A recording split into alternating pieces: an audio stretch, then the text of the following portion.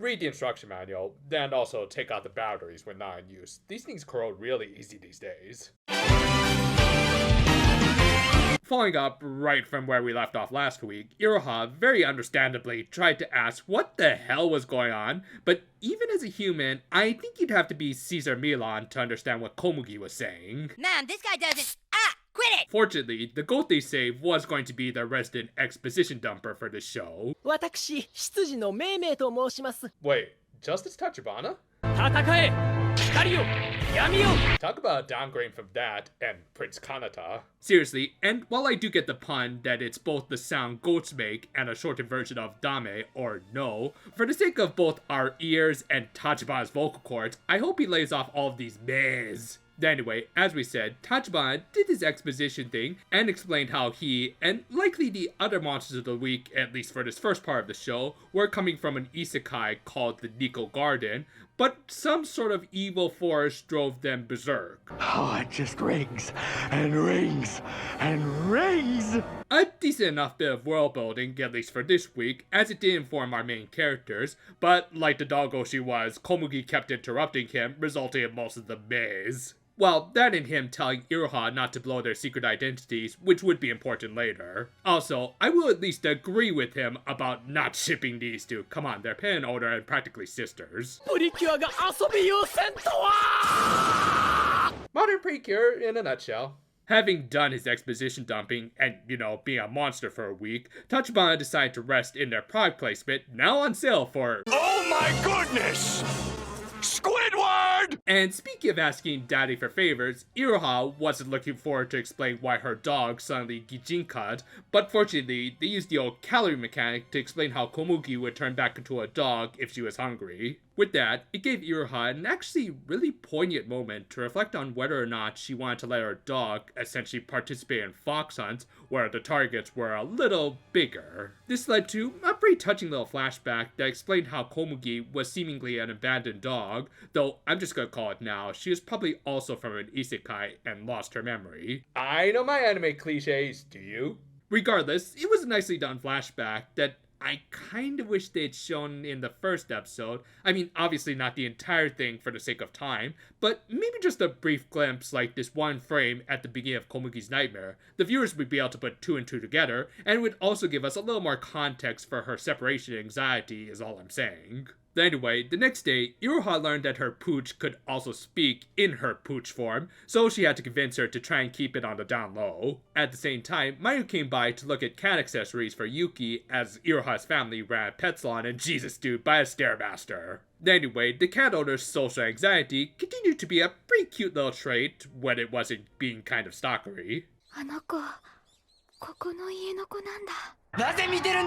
Granted, I do like this Iroha ship more than the one with the dog or the dude. I mean, nothing against Satoru, but come on, they would be cuter together, right? Anyway, Iroha tried her best to not spill the beans to him, even though Satoru does seem like he'd be at least a reliable secret keeper. Anyway, the semi-Anya faces were cut short when all the animals started to go crazy. Oh, don't worry, it's just Krill making our code out of Dalmatians. Yeah, of course, it was the monster of the week, which turned out to be an ostrich of all things. 美しくない。無駄がある。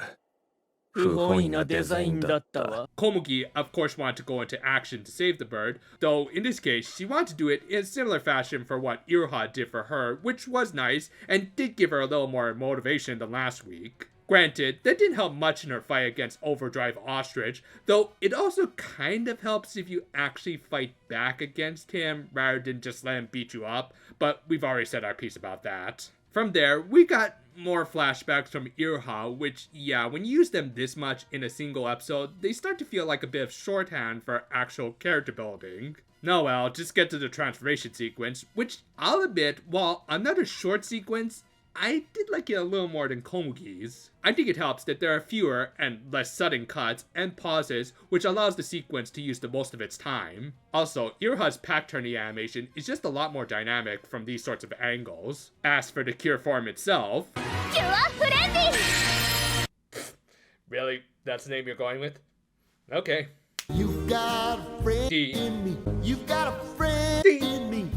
I also did like this design a lot more, as while Komugi didn't really scream a dog here, I think Iroha was more based around a huntswoman, which is a little ironic considering what they're not going to do with these animals, but still a cute and practical design with the hunting hat really bringing it all together. Anyway, even though they didn't have horses, Iroha could at least keep up with her dog and the ostrich, much to her surprise. Though, now that I think about it, are we not going to do the surprise jump trope for this series? I mean, I know not all seasons do it, but come on, if y'all aren't going to do the fisticuffs, at least do that. Anyway, they stopped the ostrich with a combination of talk no jutsu and hugs, after it had kicked Iroha's dog a few times, which is the show really against animal cruelty if that's the case? Just saying, Iggy had the right idea when it came to deal with bad birds.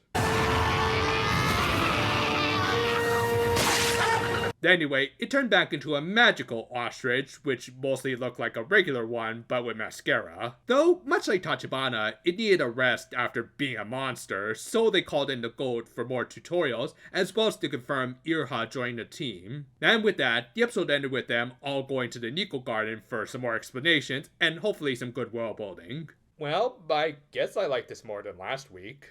Part of it was because we're mostly done with the introduction, so there's a little more time for world and character building. But I also kind of liked that we were more focused on Iroha rather than Komugi. Nothing against the pooch, but there's still just not that much that screams main character, much less pink lead to me just yet.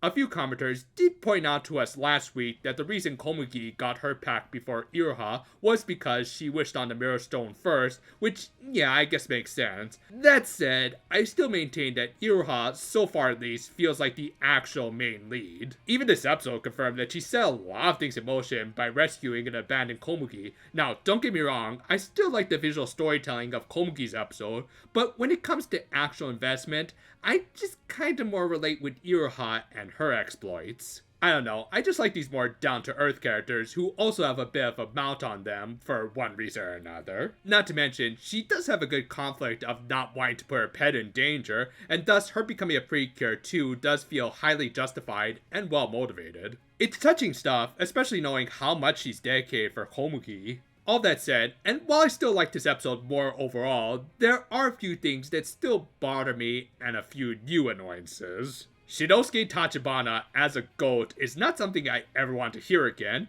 and the chase this week still isn't doing anything for me, especially when it's longer and there's no big Sakuga moment to compensate. For clarification, I'm not advocating for animal violence or anything, even though Komugi was on the receiving end this week, but fisticuffs, not necessarily violence, is what Precure is known for in the mainstream magical girl market. Without it, it just feels like this franchise is losing its unique trait. I mean, didn't Takshiwashio say that girls like to rampage too? But yeah, that's the last time we'll talk about it, unless they do bring it back, which I kind of doubt at this point. And as for this episode itself, overall, it was actually pretty good, if only for Iroha being a total sweetheart, and yet also pretty damn hilarious when tried not to blow her dog, and now her secret identities. If anything, I might watch the show just for her, and also keep the mute button handy for the screaming goat. By the way, if you couldn't tell by the thumbnail, we just kind of wanted to wish everyone a happy Chinese New Year. It's the Year of the Dragon, which, let's just be honest here, will always be the greatest of the Zodiac. I mean, I'm sure there's gonna be some Tiger Year guys who will say otherwise, but they're just wrong. So do look forward to whatever comes next. Until then though, farewell for now my friends, and